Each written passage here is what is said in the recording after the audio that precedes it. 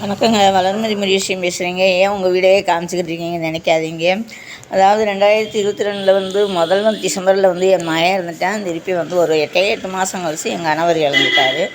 அப்போ பிள்ளைங்கள்லாம் வந்து லீவில் வந்து ஈனச்சடங்கு இதெல்லாம் செஞ்சு எத்தனை நாள் லீவ் கொடுப்பாங்க.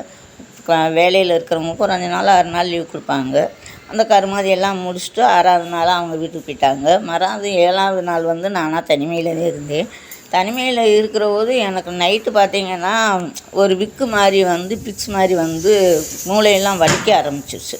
அப்போ என்னால் ஒன்றுமே பண்ண முடியலை. சரின்னு கொஞ்சம் சுடுதண்ணியை காய வச்சு குடிச்சிட்டு காலையில் விடிய காலம் எழுந்திரிச்சு வெள்ளை சேலை தான், அவர் கணவர் இறந்தால் ஒரு 5 நாளைக்கு ஒயிட் சாரி கட்டணும் அப்படிங்கிறதுக்காக வேண்டி வெள்ளை சேரீ கட்டிக்கிட்டு பால் வாங்க போனேங்க. பால் வாங்க போகையில் எங்கள் தெருவில் இருக்கிறவங்க முதல் நாள் மத்தியானம் எங்கள் வீட்டுக்காரோட பேசியிருக்காங்க. அவருக்கு பிளாட்டெல்லாம் விற்று கொடுத்துருக்காரு. கையெடுத்து கும்பிட்ருக்காங்கங்க. அப்படி இருந்தவங்க அன்றைக்கி காலையில் நான் ஒயிட் சாரி கட்டி வெளியே போகிறேன்.